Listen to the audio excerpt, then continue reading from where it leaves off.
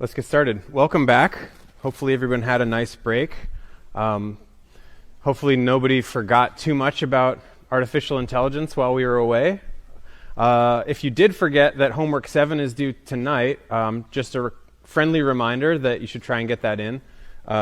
We will be releasing homework 8 later this week, and then project 5 as well. And then we'll be releasing homework 9 next week, but that's sort of not, nothing you have to worry about yet. The only thing I wanted to point out is that they will be due, project 5 and homework 9 will be due on the same day. So this is your 2 weeks of notice that that's going to happen. So there's no complaining 2 weeks from now that we didn't give you enough warning. If you want to get project 5 done a little bit in advance so that that doesn't sort of pile up, that's up to you. We're going to give you the opportunity to make good choices there, or make bad choices if that's what you prefer to do. So yeah, that's your announcement about that sort of scheduling thing. And then one other thing is that we're offering TA one-on-ones. So if you have sort of personal related questions, not so much about assignments or about conceptual questions, but if you just want to talk to a TA about maybe career advice or something like that, you can schedule something with a TA. There's an announcement about that on Ed. So that's it for announcements. Today I'm excited because we're going to talk about another machine learning model, and this is one of the sort of AI machine learning models that sort of builds the foundation for all the ones that came after that. So if you've heard of neural networks, they're sort of based off of the idea that's underneath these perceptrons. And so we'll get into what those are about. But I thought because it's been a while, maybe it would be good to just kind of recap where we were when we left off, since it's been a week and a half. So just a recap of what we talked about last time. We talked about machine learning. We said, we have all these great AI algorithms that can help us to solve our problems and hopefully make good decisions. But all of them so far seemed to need one of these things called a world model. How do we get one of these world models? How do we learn what the parameters of a Bayes net are? How do we learn what the parameters, how do we decide that an MDP is appropriate versus we decide a Bayes net is appropriate versus a search problem is appropriate, or maybe we want to use logic? How do we know that captures the real world? And so that's what machine learning is about. Machine learning says we have a big pile of data, and we want to sift through this data and try and figure out patterns that represent the world, that hopefully those patterns will generalize to future world experiences that we're going to have. So you can think about this as you're studying in a class, you're learning about some topic, and then you're sort of sitting there, maybe you take a couple practice exams. At some point, you're going to go out into the real world and you'll hopefully use that stuff that you're learning. And you want to make sure that the knowledge that you have, that you learned in the training process, generalizes to what you end up doing with your life. So that's the goal for machine learning. And we looked at a couple of different examples of this. We used classification as our sort of motivating example, classifying ham versus spam emails, right? And so we looked at some of these emails, we decided which ones we thought were spam. We also looked at a digit recognition task. So maybe we pretend we're the mail, the postal service, and we get these zip codes and we have to try and figure out where the mail's going. And so the digits, we have to try and recognize these. And so there's not just binary classification. We might have 10 different digits that we want to try and classify. And the basic pipeline is that someone gives us a program that tells us how to extract the important features from our input. And right now, we're just assuming that someone's walking up to you and handing you a program that takes in an input and provides you with a bunch of features. I promise that we will eventually learn the features for ourselves. We will figure out how to do that too. But for now, just assume that someone is telling you what the features are for these inputs.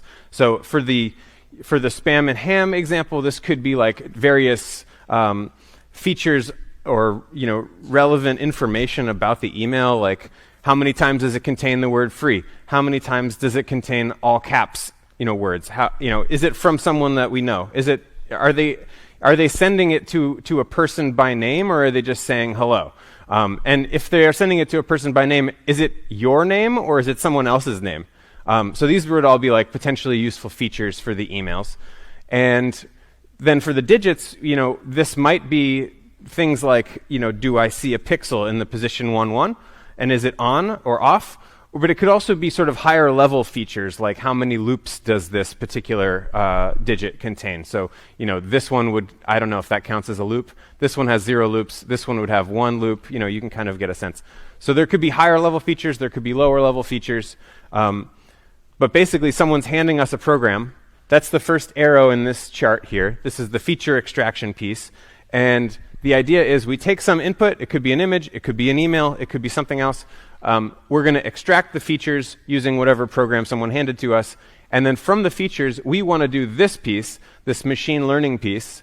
And the machine learning piece is going to predict, in this case, it's going to predict which class we had, which class did our input come from. So that could be spam. It could be ham. It could also be 0, 1, 2, all the way up to 9.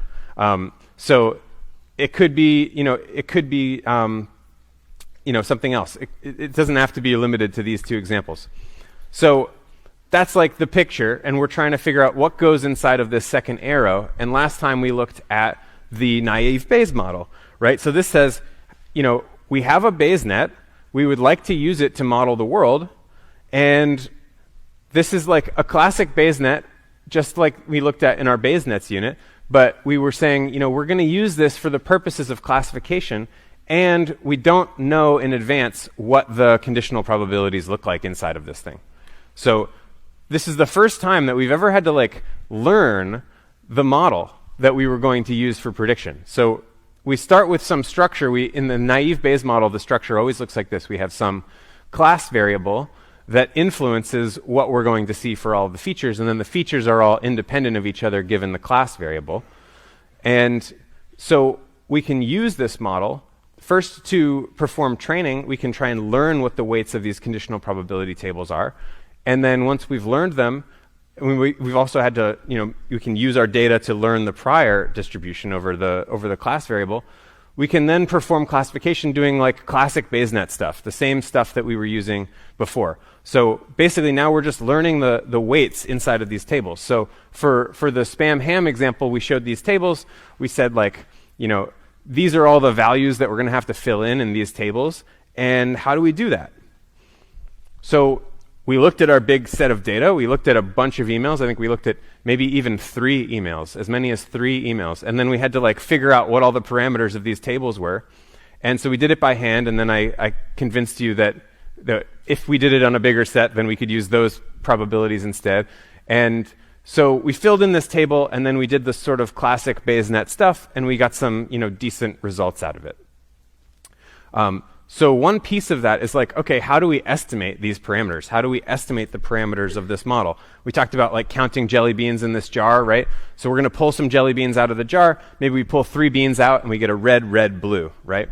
So if we want to estimate the probability that if we just take a random bean out of the jar, is it going to be a red bean? Well, the best that we can sort of do, given no other information, is to just say 2/3, because that's sort of the intuitive thing to do, but we also showed that it was the maximum likelihood thing to do. Remember that?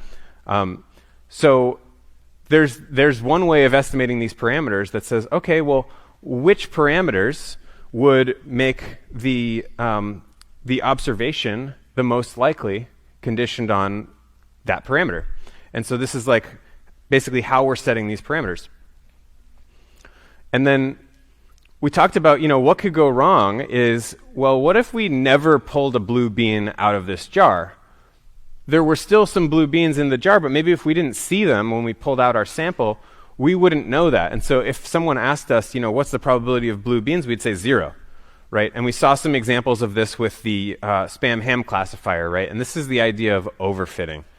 So if we write down some of the most quintessentially spam or ham words and spam words in our data set, we got these weird results where we had a bunch of infinities. We said there was basically this corresponded to there being just 0 of something inside of our data set, right? So we would have a 0 on the denominator here. It doesn't matter how many times we saw it in the ham set. If we never saw the word nation, or if we never saw the word seriously in our spam data set, then anytime someone uses the word seriously in their email, we're going to say, oh, well, that has never been in my training set under spam, so I know that it can't be spam. So now all of the spammers, all they have to do is add the word seriously to all their emails, and this classifier is going to get confused, right? It's not going to generalize to the real world. They just have to say, seriously, free money. And then our spam classifier is going to say, oh, it looks like ham to me. It's got the word seriously in it, right? So that's not a good classifier. This is not generalizing to the real world. Okay. And similarly for the reverse, like if we see this word, guaranteed, or if we see this word, delivery, signature, right?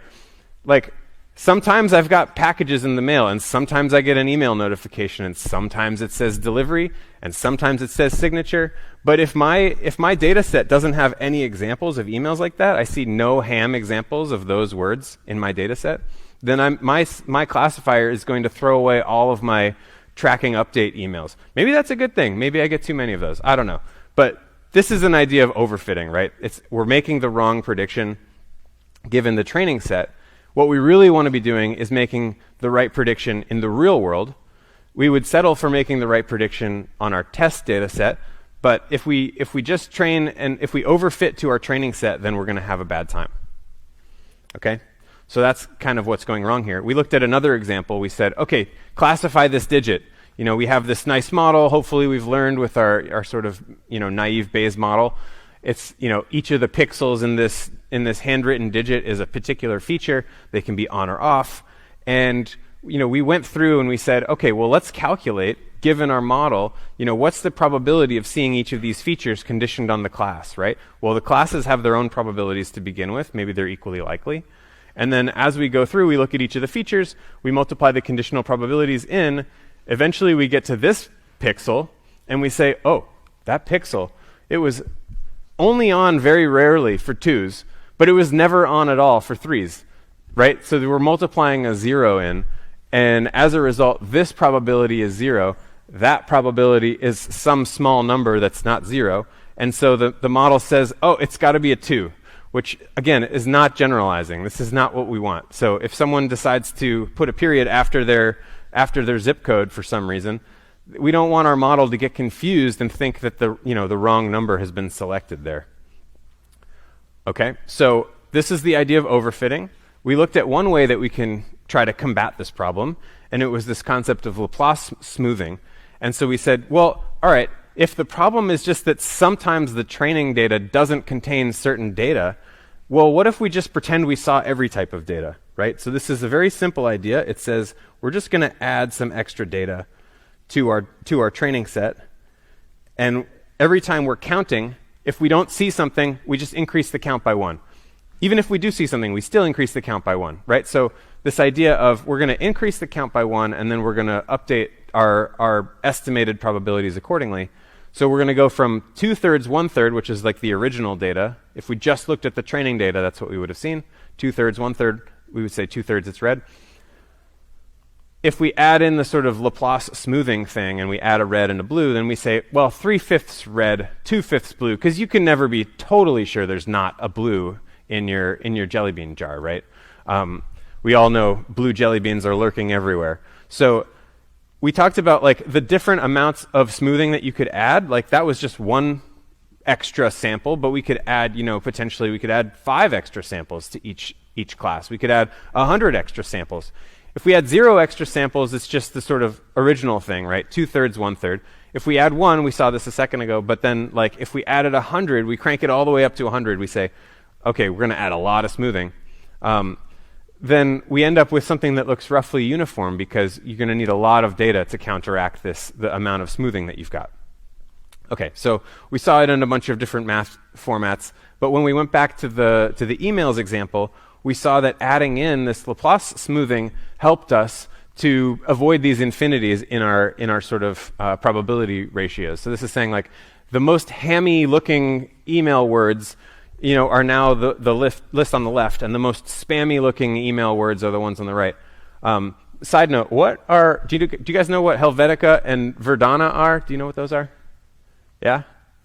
Fonts, yeah. So that's kind of weird. Why are there fonts in here? I guess like the data set is telling us some information about spam emails that we might not have even known, right? Like the fact that spam emails in this data set tended to use the Verdana font rather than the Helvetica font. That's like kind of a weird idiosyncrasy. I don't know if that's true in general. We would have to see. But that's one thing that we saw. And then also, like, now we're seeing things like money, right? Or we're seeing things like credit. Like, these are sort of like the classic spam-looking words. Maybe there's reason to believe that there could still be a ham email that includes those words, just as there could be a spam email that includes the word group, right? This is a possible thing that can happen. You can have a spam email that includes the word group, and so it's nice that these things aren't infinite anymore. So this kind of fixes our problem to some extent. So now we're not overfitting anymore. But while we're fixing that problem, we're sort of introducing another problem, right? So now we have this K parameter, this Laplace smoothing parameter, and we have to figure out how to tune this knob. How do we tweak this knob in order to, like, get the right setting of K? How do we get the K that's going to generalize the best when we go out into the real world? So remember, that's the big picture here, is we're training on some data. Then we're going to maybe take a couple practice tests, and hopefully by the time we get to the final exam, we get out into the real world, we'll be good at generalizing. So the way that we sort of deal with this, now we have this extra parameter, like how do we know which setting of K is going to be the best for going out into the real world? If we just look at our training data and we say, okay, I have this Laplace smoothing parameter, how much extra data should I how much should I put my thumb on the scale with this data in order to change it and make it sort of more balanced? And if you're just trying to match the training set, well, you shouldn't put your thumb on the scale at all. Like, that's not going to help you to predict the training set.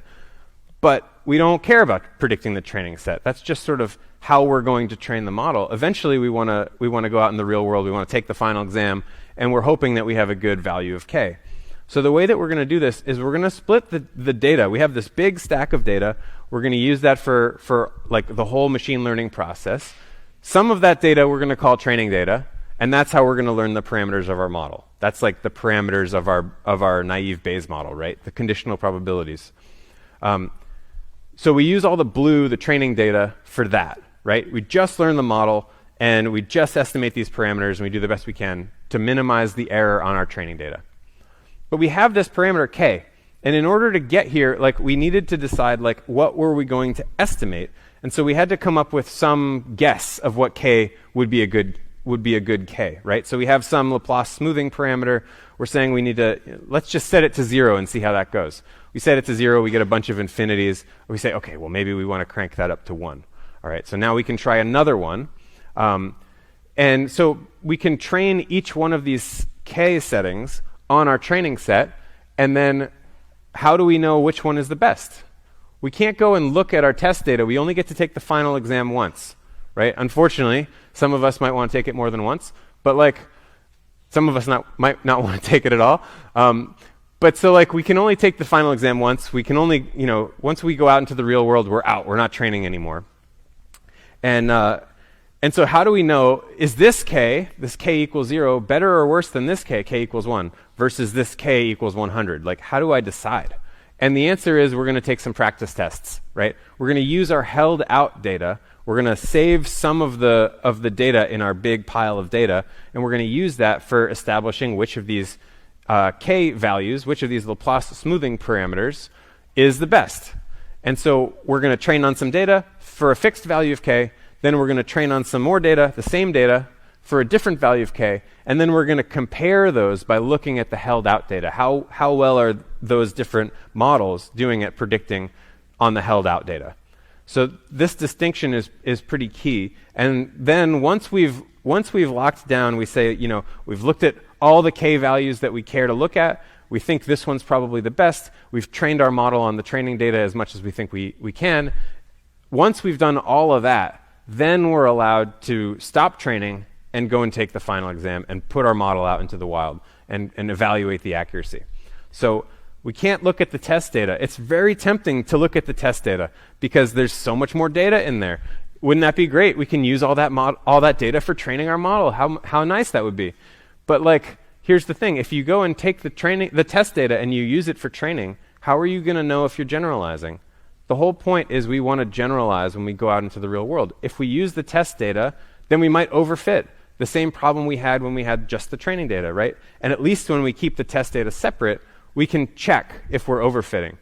So the test data has to stay separate for this reason, just so that we can see, are we overfitting? Are we classifying, reasonable looking 3s as 2s just because we made some mistake with our model? Well, we won't know unless we have a test data set that we haven't looked at. Okay, so that's like this core concept. One way to sort of visualize this is if we're trying to change this parameter, this k constant in the Laplace smoothing setup. This is actually called a hyperparameter.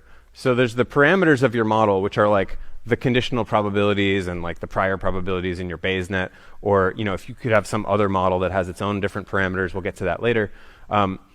Those parameters are the ones you learned during training. But there's this hyperparameter that says, like, what kind of model is this? Is this a Laplace smoothing model or a non-smoothing model? Is this like, how much smoothing are we doing? Each one of those settings of k, it's not something that we can learn from the training data. It's like a prior assumption that we bring into the model that we say, okay, well, I prefer models that have a little bit of smoothing, but not too much smoothing. So, we add this k parameter. That's called a hyperparameter. And the question is, like, how do you set this hyperparameter appropriately? And I'm claiming that if we just keep some of this data for checking these values of k, then that can be helpful. How would we do that? Well, like as we increase k, as I told you before, like the training accuracy is going to go down, right? Because the training accuracy is maximized when we have this maximum likelihood estimator, the thing with no smoothing on it. But as you crank up k, you're saying like, now I'm putting my thumb on the scale and I'm saying there's a lot more, blue jelly beans or a lot more red jelly beans, or I'm balancing it, on my own, and I'm not letting the data speak for itself. So now it's like the training accuracy is going to go down because I'm like sort of balancing the scale myself. But notice that like the held out data and the test accuracy, those are both going up as k increases. So up to a certain point. And this is saying like, yeah, we were overfitting a little bit. We had really high training accuracy, but we could have done better in terms of test accuracy. We could have done better in terms of held out accuracy. If we just crank up k to like some value like this, maybe the optimal value of k is somewhere in this region, right? We can say like some value of k around here is optimal.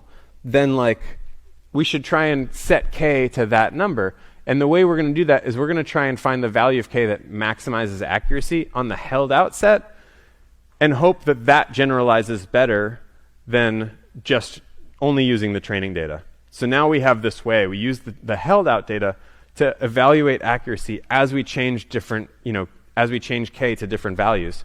And that's going to tell us when we should stop changing k. So hopefully by doing this, and keeping this held out set for like looking at different k values, that's going to allow us to make good decisions with our hyperparameters. Okay, so before we move on to our new model, this perceptron thing, questions on just general machine learning pipeline stuff.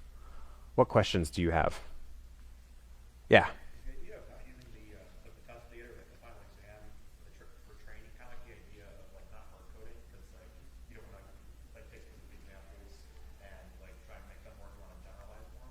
Yeah, so the question is, why are we holding this test data out? Is this kind of like the idea of, not hard coding the answers to things? And I think that, yeah, that's a pretty good interpretation. Like, we could say, whenever I see this specific email that was in my training set, I should always output spam, right? So check the entire email for equality against this particular example of email. Like, you can memorize the training examples.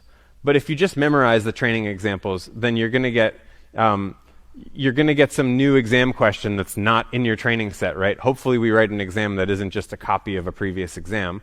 And if that happens, then your model doesn't know, it doesn't see that as like an example in your training set. So it doesn't know what answer to say. So you would have, if you just hard code the answers to every question and you get a new question, what are you supposed to say? Yeah, so the test data set is really there to make sure that you can detect when you're doing that kind of stuff. Okay, other questions? So would it be fair to say that going back to Laplace smoothing makes the difference to value spam or ham like closer until they're equal? Probability? Yeah, so the question was, okay, is it fair to view Laplace smoothing as sort of making the two parameters for spam probability versus ham probability closer together? I think that is a fair way of characterizing that. Yeah, because you're sort of interpolating between, imagine that you say k equals infinity, right? Then no amount of data in your training set is going to convince you that it's anything but 50-50 because you added an infinite number of data points to either side. So there's an infinite number of reds and an infinite number of blue jelly beans, and your job is to say, well, what's the fraction of red jelly beans? It's a half. It doesn't matter how much training data you have. You're not going to counteract this infinity of Laplace smoothing. So for smaller values of k that are still pretty big, you're going to get some amount of that. You're sort of interpolating between a uniform distribution over all the classes and a sort of data-informed distribution. Yeah, good question. Other questions?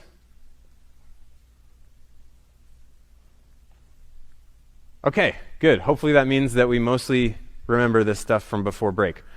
All right, so now we're going to move on to a new type of model. Okay, it's called a linear classifier. And basically the idea is we're going to have some set of features, same as before. We always like to have features. Again, we're not learning the features yet.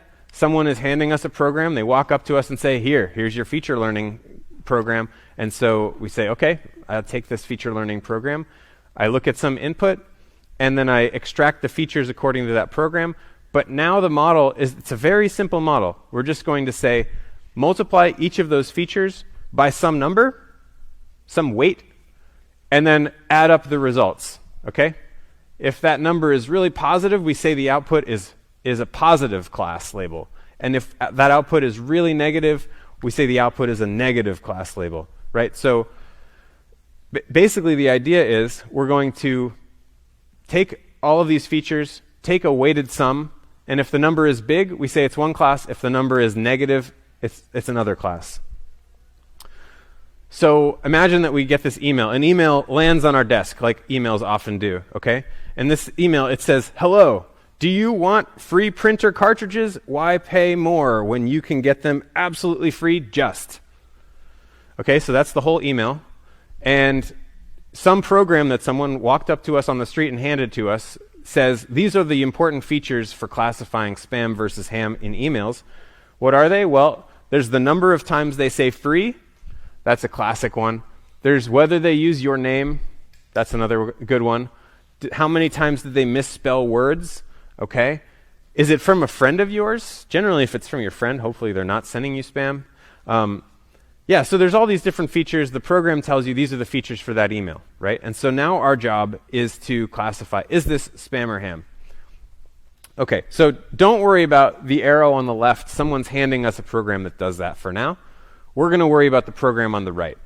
And so what we're going to do in this model is we're just going to say each one of these feature values is going to get a weight, and the weights are just numbers. So we have W1, W2, W3, W4.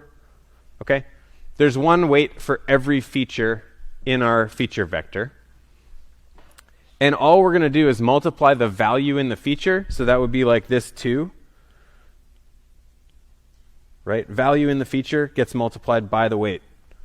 And then we sum the results. It's like, couldn't be simpler. So we're going to multiply all those things together. We're going to sum them all up. If the number's big, we're going to say positive. If the number's if it's big and positive, we're going to say positive. If it's negative, we're going to say negative. We could look at a different input. Maybe we look at this handwritten digit. Someone tells us, these are the important features. You have to look at all the pixels. They also told us there's one loop in this particular digit, so we have some high-level features and some low-level features. And our job is to do this arrow. Learning this arrow says, we're going to try and learn what are these weights supposed to be for doing this classification task well. Okay? So you might think, this is kind of a weird way to do it. Why would we just add things together and multiply by weights? But this is kind of loosely inspired by something that you've all been well acquainted with since you've been growing up, which is a neuron. Okay? So this is take this interpretation with a big grain of salt, because there's limits to how far this metaphor can go. But like in your head, there are these things called neurons, and each one of these neurons has a bunch of inputs. The inputs come from synapses that are like signals, either chemical signals or electrical signals from other neurons. So neurons fire, they send out these chemical signals or these electrical signals.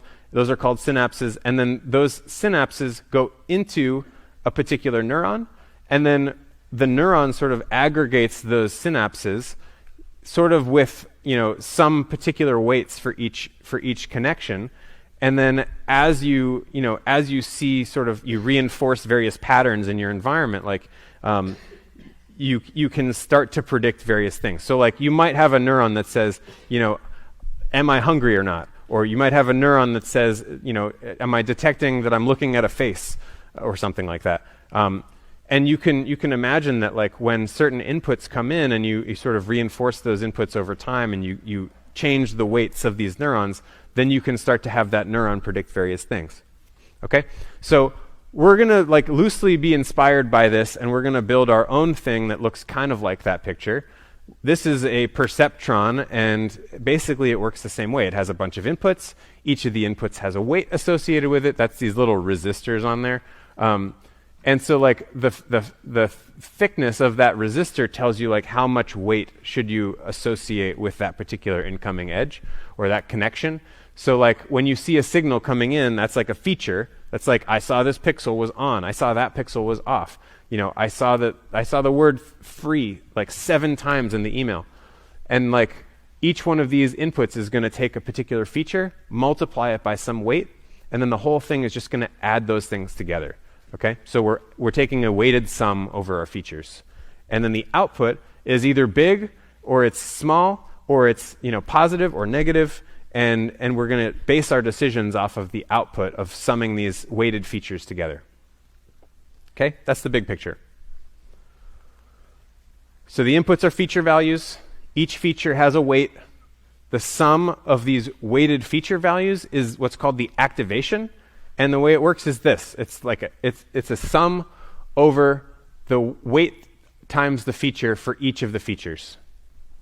You can think of this as a dot product. If you've seen dot products before, this is just how you implement the dot product. It's saying, take each element of each vector. The vectors have to be the same size. So if we have n features, we got to have n weights. And then what we do is we just take each weight, we multiply it by the feature, and then we add the results. Very, very simple algorithm. But this is just outputting a number. Remember our sort of classical like chess program is outputting a number and we're like not sure what to do. So like that's not what we need. We need a classification decision. We need to say, is this spam or ham? Is this we'll stick with binary classes for now. So if the activation is positive, we'll output a +1. And if the activation is negative, we'll output a -1. So that's how we're going to go from real numbers to class labels. So we just take a weighted sum of the feature values and see if the output's positive or negative. You could all probably write this program in like a few minutes. Okay, so it looks like this if you want it in block diagram form. We take each feature, multiply by the weight, sum them all together, and then see if the result is bigger than 0. Yes? Yes, for now we can only have 2 features. We will get to more features later. Other questions? Okay, great. So we have these weights, and we want to multiply by our features by the weights. So we have some features. This person that walked up to us on the street, they said, use this program. We're just accepting their program. We run it. We get these features out. It says, okay, the email has 2 instances of the word free and 2 misspelled words. It doesn't have your name. It's not from your friend. Okay? Sounds like an email. What do? Well, we multiply this by the weights. We take the dot product with the weights, right? So if these are our weights, and we'll get to how do we learn these weights later. Let's just say we have these weights for now. I don't know how we got them. So what we're going to do is we're going to take each value here, 4. We're going to multiply that weight by this feature, 4 times 2. Then what do? We're going to look at the next one. we have minus 1 times 0. Okay, minus 1 times 0. Then what's the next one? We'll do it in another color. We got 1, we got 2. 1 times 2. Okay, and the last one is minus 3 times 0. Minus 3 times 0. And what do we have? So we've now taken the element-wise product for all of these different weights times features, and now we just need to add them together. So plus, plus, plus. All right, well, I can cross this out, that's 0. Cross that out, that's 0. And we get an 8 plus a 2. This equals 10. Okay, so I got a 10. What's the last step? I have to see if it's bigger than 0. And that'll tell me which class to put it in. For now, we're going to say that the positive class is spam. And so this number, is 10 a positive number? Yes? Okay. So good. We can remember which ones are positive. That's good. So then we're going to say positive. So this is saying spam. So our model declares, yep, it's spam. Looks like spam to me. All right. Let's try another example. Here's what our feature machine says. The features are, okay, no instances of the word free. That sounds promising. They used your name. That's great. They did have one misspelled word, but it's from your friend. And your friend sometimes misspells words. Okay, so that's nice. Let's put the weights down here again. And you can imagine doing the same calculation. Let's just do it in black this time. So we have 4 times 0 plus minus 1 times 1 plus 1 times 1 plus minus 3 times 1. Okay, so looks like this one's 0. These ones are going to cancel out, so we get zeros. And then this is a minus 3. So this all equals minus 3, if I did that correctly. So this is we have to see, is the result bigger than 0 or less than 0? Minus 3 is less than 0. Okay, good. That's a minus. So then we would say ham. Our model would declare confidently that this is ham. Okay? So that's how this works. Very simple. Right? Do these weights make sense for spam classification? Well, seems like, the emails, this one seemed kind of spammy. They're telling me free, they're misspelling words, and like this other one's from my friend. I know my friend misspells some words from time to time, but they address me by name, and I like it when they do that. So feels like not so much of a spam email to me. I mean, yeah, these kind of make sense. How do we know for sure that this is going to generalize? Well, we don't yet. Like, these are just 2 training examples. We know that this one's spam, this one's ham, so far we're doing okay, but maybe we have to keep training. Okay? So, all right, so we have these weights, and we're trying to take the dot product of those weights with some features. And this is what that looks like if you were just going to write code, right? You take a bunch of products, you add up the weighted sum, and then you just decide whether it's bigger or less than 0. We can also think about this, because these are vectors. I keep saying vectors. Remember what a vector is? This is saying you have this sequence of numbers, 2, 3. Doesn't have to just be 2, right? But let's just keep it to 2 for now. So we have a sequence of numbers like 2, 3, and we can interpret that as coordinates, like x and y coordinates, or we can interpret that as a direction and a magnitude, right? So this is the vector interpretation. This is coordinates interpretation. This is the vector interpretation. So these things are interchangeable. You can use one or you can use the other, whichever you prefer. But we're going to use the sort of the angle and the magnitude form for sort of helping us to visualize some of what's going on with this perceptron thing. Okay, so this doesn't have to just be 2 elements. We could imagine having a vector that has 4 elements, right? Like the one here. It's a lot harder to visualize, so I didn't do that on the slide. But yeah, it still works the same way. You can think about it in coordinates, or you can think about it in terms of these arrows. Okay. So when we have vectors, we can define dot products between those vectors. And one definition that I already gave to you is just taking the sum of the individual products of the elements. That's the code version. And then if you want to think about it in terms of geometry, you can rewrite that as the magnitude of the 2 different vectors multiplied together times the cosine of the angle between them. So remember, cosine is the one that is big when the angle is small. When the angle is 0, cosine is maximized. And when the cosine is 90, when the angle is 90 degrees, the cosine is 0. So if we look at two different vectors, imagine one of these is our weight vector, one of these is our feature vector, right? If we're trying to think like how big is the dot product between my weights and my feature vector, this is the thing that's going to tell us whether we have a positive class or a negative class. So we want to know about this quantity. This is like an important quantity. All right, well, if I have two vectors and they're sort of pointing mostly in the same direction, we're going to get a pretty big dot product, right? Because we're going to have a small angle and the cosine says, oh yeah, it's like about as big as a cosine could be. Meanwhile, if we have a slightly bigger angle, we're going to get a slightly smaller dot product. If we have a right angle, we're going to get 0 dot product. It's saying that these two things, right? The cosine of a 90-degree angle is 0, so it doesn't matter how big these vectors are. We're going to say, all right, 0 dot product. And then if we have these vectors and they're pointing in opposite directions, right? If we have a bigger than 90-degree angle, now we're looking at a negative dot product. Okay? So this is like your quick and dirty review of dot products and vectors. Questions here? Okay, great. So now we want to try and take a dot product with these weights. Okay? We want to take a dot product of our weights and our features, and we want to figure out, is this particular set of features one class versus another class? Okay, so we're going to write down our weights as a vector. We just put an arrow on here. Okay, that arrow represents our weights. And then someone, we get a new input comes along, we send it through our feature machine, and the feature says, here are the features, right? So we get these features. Do we think that that is a positive example or a negative example? Well, I don't know. Well, we can look at the dot product, right? Like, how do we do the dot product? We look at the angle between these things. The angle is here, so we have some angle theta. That angle, if we're just looking in 2 dimensions, these are 4-dimensional things at least, but like if we're just looking in 2 dimensions, those things look relatively aligned to me, right? So this is a kind of a small angle, versus maybe we had this set of features, that's kind of like a big angle, right? This is some theta 2, we can call it, theta 1 and theta 2.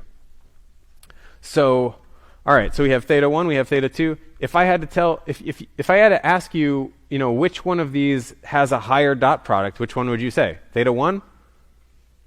Theta 2?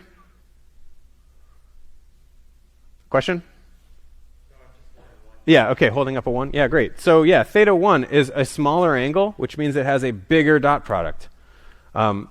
So we can think about this, and we can sort of like imagine taking dot products and basically deciding like, okay, if I sort of say, I can do this with other features, right? Like maybe my features, you probably don't even need to take the dot product to figure this out, right? Like, is this one spam or ham?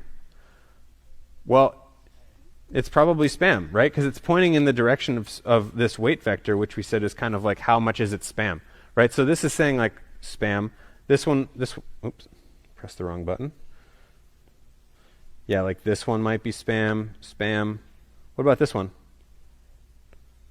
Probably ham. Like ones in this direction are probably ham. There's kind of like a sort of like dashed line you could draw. Yes, question. Comparing everything to this one here. Yeah, so this is like our reference. These weights are telling us like, my weights are telling me, what do I think constitutes like a prototypical example of spam? And so like the more similar a vector is to my sort of prototypical spam example, the more it's like spam. And so when I see vectors that are in the direction of spam, when they have a small angle to my weight vector, I think of them as pretty spammy emails. And when I see them in the reverse direction, I think of them as pretty hammy emails. And this sort of dividing line is like the perpendicular line or the perpendicular plane or the hyperplane if you want for more dimensions. Like this is the thing that separates the one class from the other class. Yes, question. Say again. Vectors directly on this line. Yeah, so let's say that a feature vector comes in and it's like this green one here, and it's directly on this line, right? Well, we would have to come up with some way to break ties. Yeah, this would be, so we have a 90-degree angle relative to our weights, and so the cosine of that would be 0. And so we would have to say, okay, well, what's the sign of 0? Well, we can just say positive, or we can say negative, or we can break ties arbitrarily. But yeah, that's what would happen. Okay? So that was like, first I showed you the sort of like code version of dot products, then I showed you the sort of like vector version of dot products. There's one more way that we like to visualize these things, and it's as sort of like the data space. We have like these decision rules. So you think of like, you line up all your data on this plane, and then ideally what you want from a classifier is a wall that separates the minuses from the pluses. You want something that you can sort of like put between the data, so that if it lies on if a new point lies on one side of this wall, you can call it a minus, and if it lies on the other side, you can call it a plus. So that's like a third interpretation. So if you want, you can say like, oh, it's just a dot product, take a sum of these multiplications. Fine. If you like thinking about it in terms of vectors, that's also great. If you like thinking about it in terms of this data space like fence that we're trying to put between our data, that's also a useful interpretation. So this is just another interpretation that we could have. How would that work in this example where we have like where we have spam emails? Well, like, imagine that we're sort of like trying to plot each data point in sort of feature space. So if we have two features like money and free, then an email that says, free money would be right here, right? We'd have a point at 1, 1, because we saw free once and we saw money once, right? And if we saw an email that said, happy birthday, that would be 0, right? Because it has neither of those things. And if we saw an email that said like money, money, money, money, money, that would be up here, right? Somewhere at like 0, 5, because it doesn't say free at all, right? But it says money 5 times. So you could imagine plotting these points in data space, and like you could have a third axis that would put like, maybe you have some other features or something, right? And then what we're talking about here is we're trying to basically put a line between the positive examples and the negative examples. Well, positive examples tend to have more instances of the word free, tend to have more instances of the word money, so we're hoping for a line that separates lots of these things from not so many of these things. We know that our classifier is going to be just like a weighted sum, so we're going to want a line that's like kind of like this, that kind of separates, like these would be like the spam side, and these would be the ham side, right? So anything on this side is spam, anything on that side is ham. Yes, question? How do you know that the separator would be a line? Should it be a plane? It could be a plane, yeah. And so because I drew this third axis, now I probably have to draw it as a plane. So you could imagine it being like something like this, right? So things on one side of the plane would count as positive examples. Things on the other side would be negative examples. In more dimensions, you'd have to have a hyperplane, but it's really like harder to visualize it the more dimensions that you add. So yes, good question. You can definitely have more than just a line. Other questions? What other questions do you have about this? Okay, let's keep going. I think I might have to clean this up. So yeah, okay, so maybe the line ends up being somewhere like here. We can erase the ink.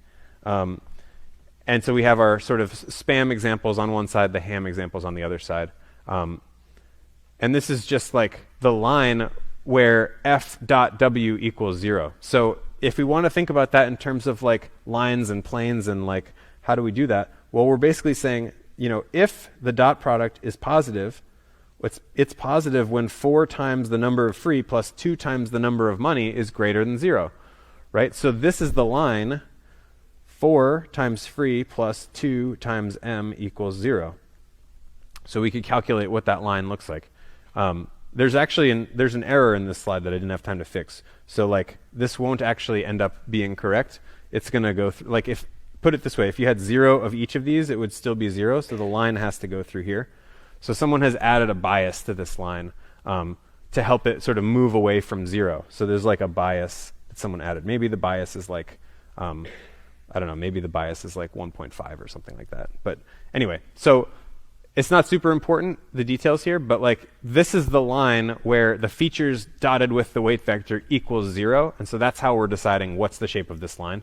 There's like a way that you can calculate the line, and it's to just say set the features times the weight vector, features dot w equals 0. That's the line that we're talking about. Okay?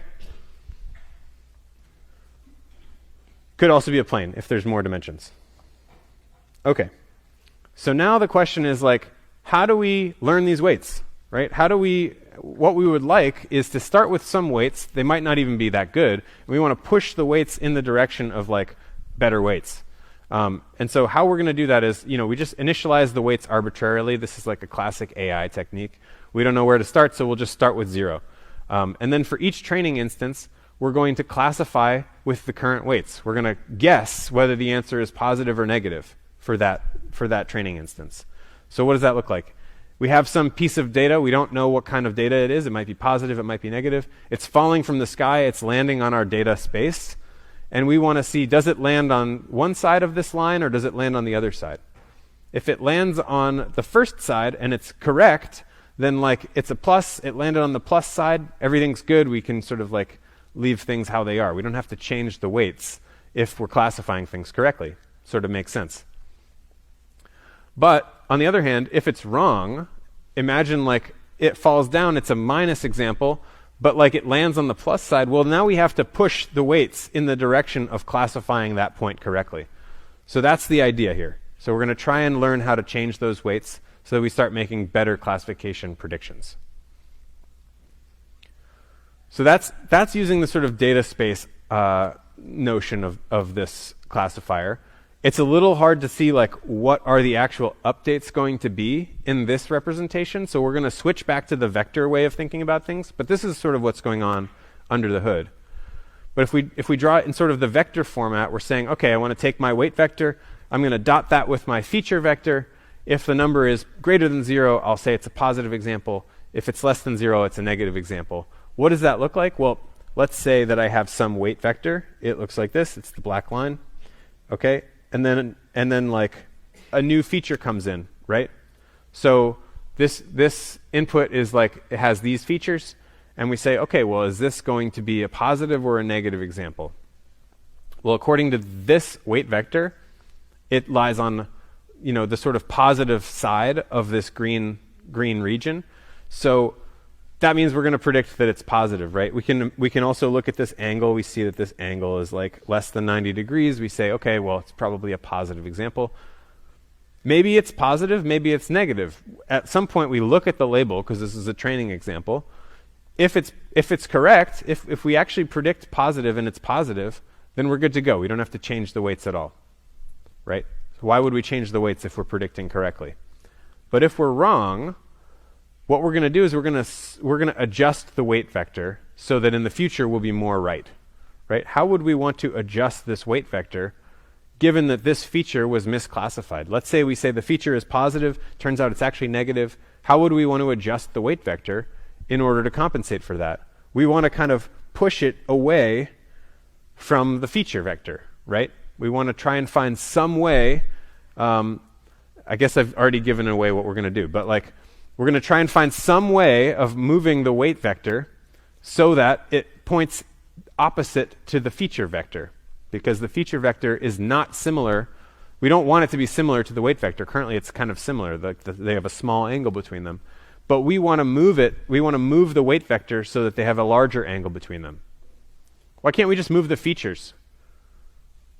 Well, because someone walked up to us on the street and said, these are your features, right? We can't move the features. All we can change are the weights. So we might like to change the features. Maybe we can change the features later. But like for now, we're saying the features are fixed. We just have to learn the weights. We're going to try and change the weights. All we can do is, change the weights for now. And so the way that we're going to do that is we're actually just going to subtract the feature vector, right? We want something that looks less like the feature vector. Why don't we subtract any part of this vector that already looks like the feature vector, and hopefully that'll get us there.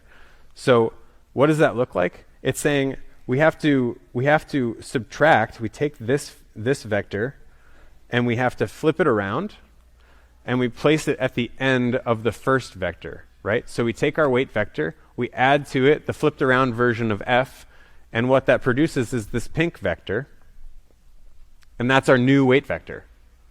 So this is saying w minus f is our new w, right? This is w prime now. Everyone see how we're doing that? Okay, so what happens as a result of doing this? Well, we have a new w, right? So the green region is no longer where it's drawn. The green region is actually more like this. And so if we get lucky and this happens in one step, then we might actually classify that same example in the negative category after just one update. This isn't guaranteed to happen after just one update. Maybe it'll take a few updates before that kind of thing can happen. But it's nice that we're at least moving in the direction of f getting classified as a negative example, because f was a negative example. We wanted to classify it as a negative example. We want good classifications.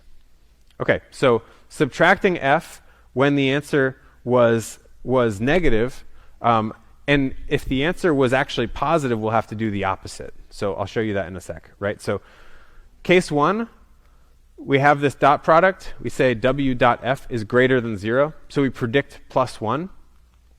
The true class is -1. Oh no, we made a mistake. We really want to modify the weights so that the dot product is lower, right? So the dot product is here. Currently it's bigger than 0. How do we make a better classification prediction? If that number, that dot product, is less than 0, we will say the opposite class. So we want that number to go down.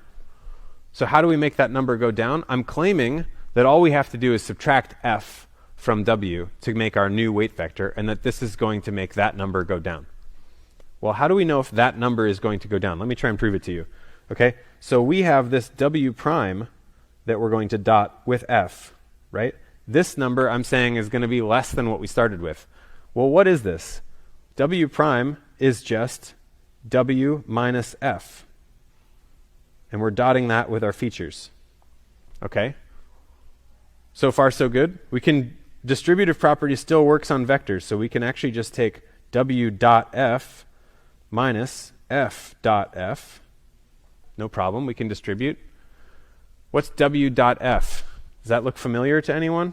This part here is this part here. That's the thing we started with. Okay? And what are we subtracting from it? We have this f dot f. F dot f. Well, let's remember what a dot product is. It's a sum over, these would be fi's times fi's. Right? So we're looking at a bunch of squared terms. We square every item in the vector. Now we have a bunch of positive things, and then we add them all together. That looks like a positive number to me, right? This is saying f squared, basically. This is the sum of the f squareds. So if we write this, cleanly, what we're saying is we're subtracting a thing that's always positive from a thing that we started with. So what I was trying to prove to you is that this number is going to go down. This number here should go down.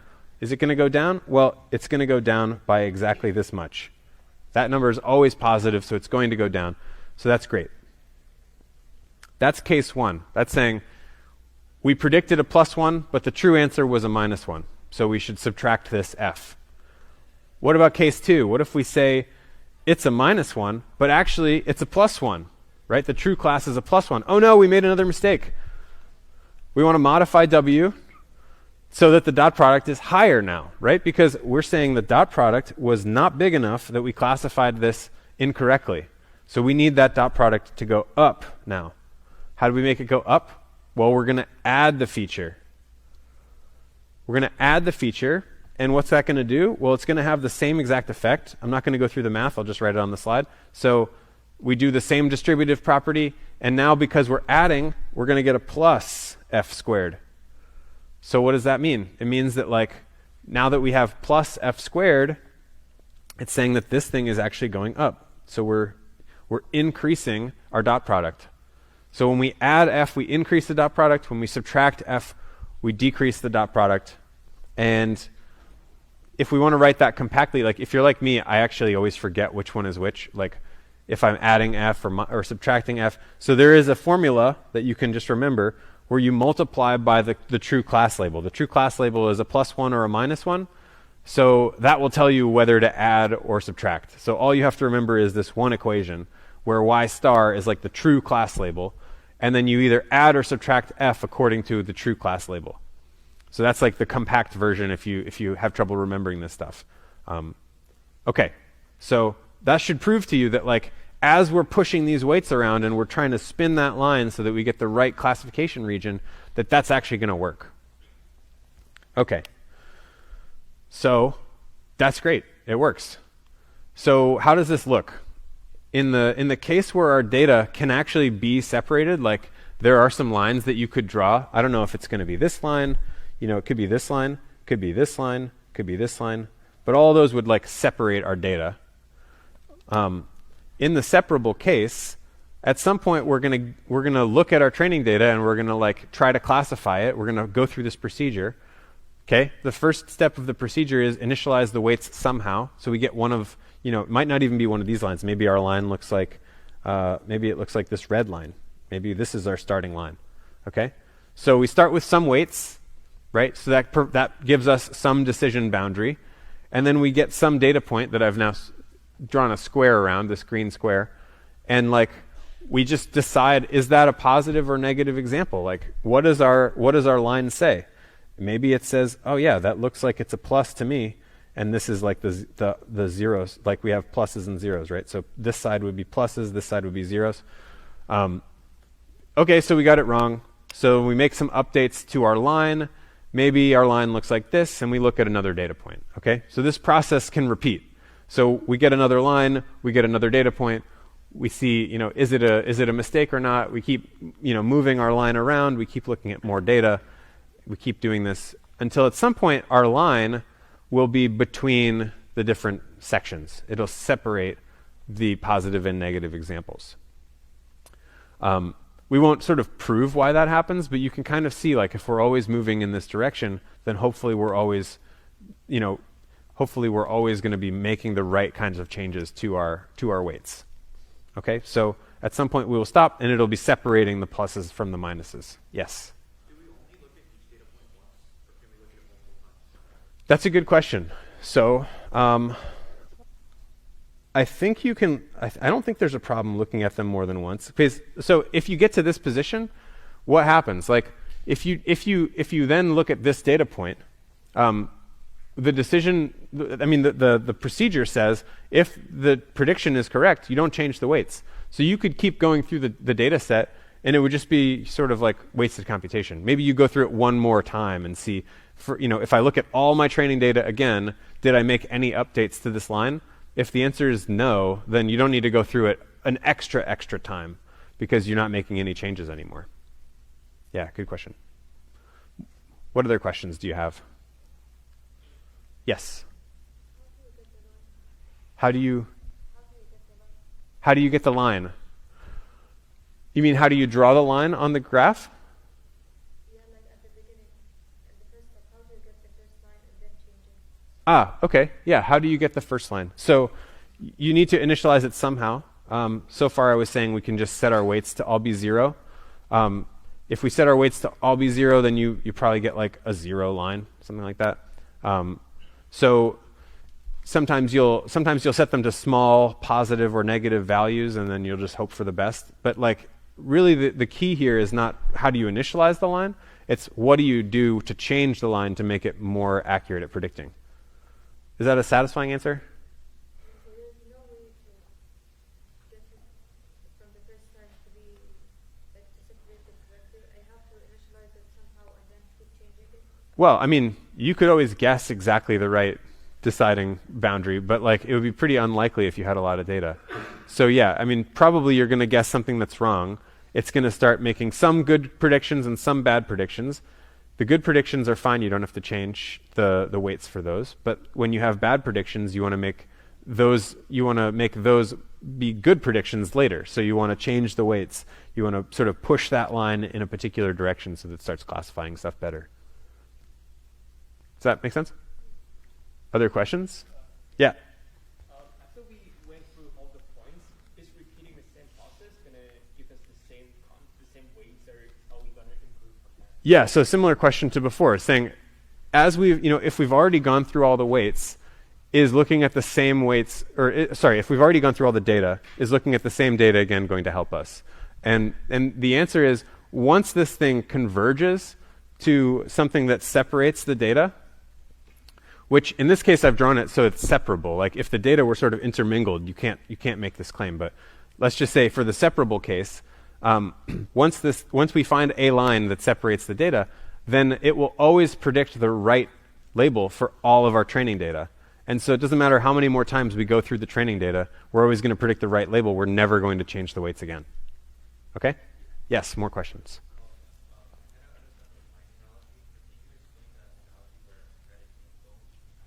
Yeah, so can we go back to the angle interpretation and try and explain that better? Yeah, so this interpretation, or let me see if there's a better picture. Yeah, one that I haven't drawn on maybe. Right, so we have our features, right? And we say, all right, we want to just draw these features as vectors. Remember, we have the coordinates interpretation, but we can also say, like, this is associated with a vector. It has some direction. Our weight vector has some other direction, right? So we've drawn the weight vector, and we've drawn two feature vectors, and we're saying, all right, we want to use this for classification.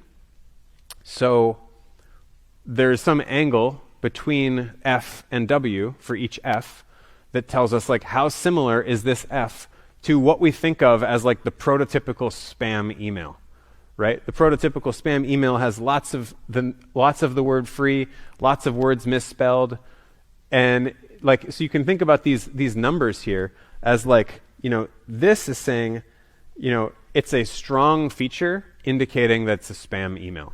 This one is a strong feature indicating that it's a non-spam email. That's why the two numbers are big. These two are sort of smaller in terms of magnitude, so they're less strong. They're weaker signals, but they're still somewhat indicative of this idea of, like, it's a spam email or not spam email. Your name, if they get your name right, it's it could be spam, it could be not. People can guess your name. So these are weaker signals, but, like, if they put your name in there, it's some indication that it's not spam. And if they put a misspelled word, it's some indication that it might be spam. So, like, that's sort of the interpretation of the different pieces. We can take these coordinates and turn them into a vector. That's like the black line, the arrow. And then we're saying, like, how much does each of these f's look like that line? And we try and look at the angle between them.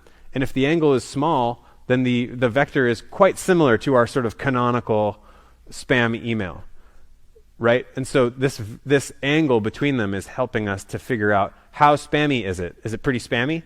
Or is it like more like ham, right? If we're pointing in the opposite direction, it's like the opposite of a spam email, right? So that's kind of how we're thinking about it. And then there's, like, this dividing line that tells us sort of vectors that fall on one side. If the feature vectors fall on on this side, then we have, like, anything that's, like, over here. This would be kind of like a spam email, and ones that look more like our prototypical spam email would just have higher dot products. We just care about the sign of the dot product. So if the dot product is positive, they'll be on this side. If the dot product is negative, they'll be on the other side. Okay? Yeah. More questions? Yeah. Are we just choosing the spam to be on the positive side and the negative side? We can kind of flip the two. Yeah, how did we decide spam is positive? We just picked. That's right. We just sort of decide arbitrarily. Okay, more questions? Okay, let's keep going. So, we were here. Let's start talking about multi-class decision problems, right? So far I've said you can only do binary stuff with perceptrons. Turns out you can actually use this for multi-class, which is great, because our other example had multiple classes, right? This digit recognition thing had 10 different classes, so we can't use perceptrons for that. Well, it turns out we can. So how do we do this when we have multiple classes? We need to have multiple weight vectors, right? Because a weight vector comes along with a sort of, like, if we have a weight vector, this is W, it comes along with this sort of, like, decision boundary. Well, if we want more than just two halves of this sort of decision space, we need to have more than one weight vector that helps us like cut things up more finely. So we're going to have multiple weight vectors. And how are we going to do this? Well, the score for each class is going to be multiplying that particular weight vector. We have a weight vector for each class. Let's say we have class 1, 2, and 3. We multiply the weight vector for class 1 by the features. That gives us the score for class 1. How much like class 1 is it? And then we have a weight vector for class 2. We multiply weight vector 2 by the features. And that tells us there's some dot product that tells us, like, is it pretty much like class 2 or is it not so much like class 2? And then we have another one for class 3. Then we have 3 different scores. And then all we have to do is take the class whose dot product is the highest for all the different classes. So multiply W1 by F, take the dot product, multiply W2 by F, multiply W3 by F. Which one has the highest dot product? That's the class that we're going to say that's our prediction. Okay? So again, we take a very simple decision rule. It was binary only. Then we just add this one extra piece that says multiple weight vectors, and now we can do multi-class decisions. And this is going to divide up the space in this way. So we have these different regions now, and we're saying, well, which ones of these have the highest weight vector? If we're in the yellow region, that's saying that, like, this was my feature vector. I looked at the angles between that feature vector, F, and W1. There's theta 1. Then I had this angle. This is theta 2. And then I had some, like, really big angle. This is theta 3. Well, which one of these is the closest? Which one of these is going to have the highest dot product? It's the one with the smallest angle. That means that anything in this yellow region is going to be classified as class 1. Okay, that's the basic concept. So for a multi-class perceptron, we start with all the weights equal to 0, classic. All right, then we're going to pick up some training examples one by one. Here's my training example. I'm going to look at it. I'm going to predict, what do I think? What class is this? Well, how do I do that? I might have 3 different weight vectors. I might have n different weight vectors. I'm going to say if I have n different classes, I'm going to multiply this f by each one of these weight vectors. I'm going to see which one gives me the biggest score. The biggest dot product, that's what I'm going to classify it as. So let's say that the picture looks like this. We have 3 classes. We'll call them 1, 2, and 3. Sort of nice looking class labels there. Okay, nice. So we have this feature vector. It comes in, F. And I have a weight vector for each class. There's WY, which is the class that I'm predicting, because that's the one that, like, the angle is pretty small here. I think it looks like class 1 to me. I have a larger angle over here.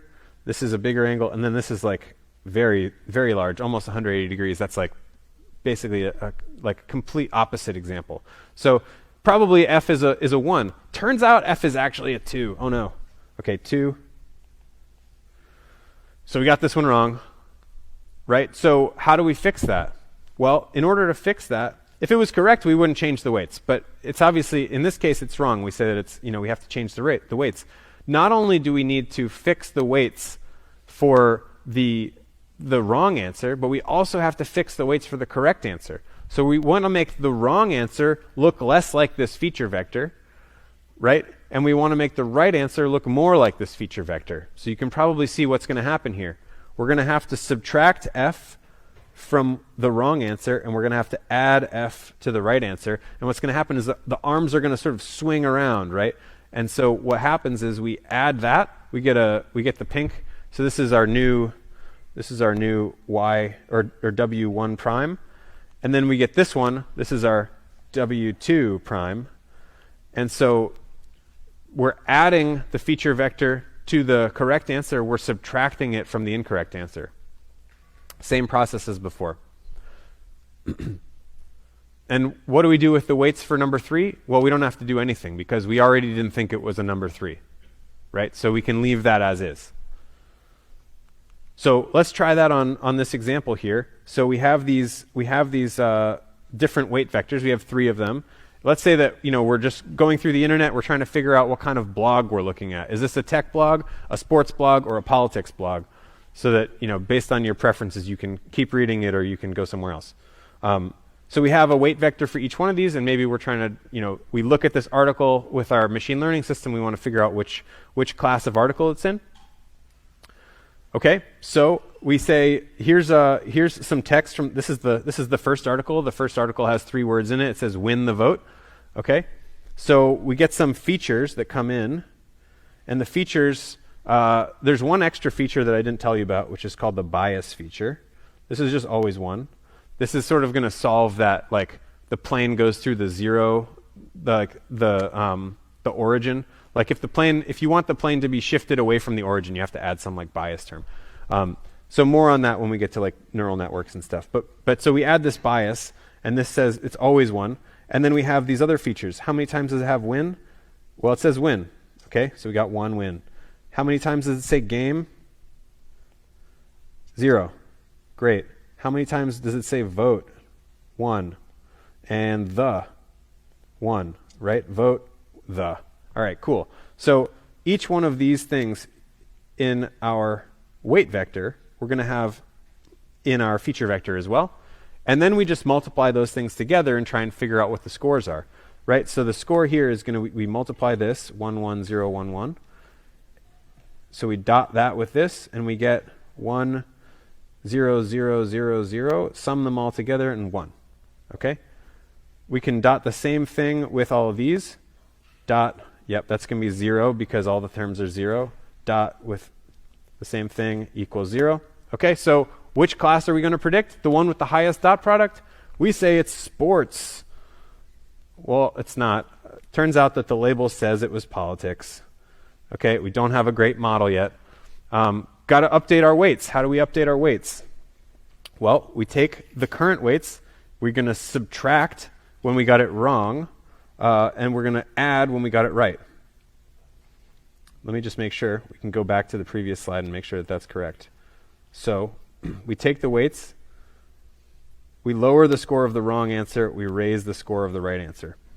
So we subtract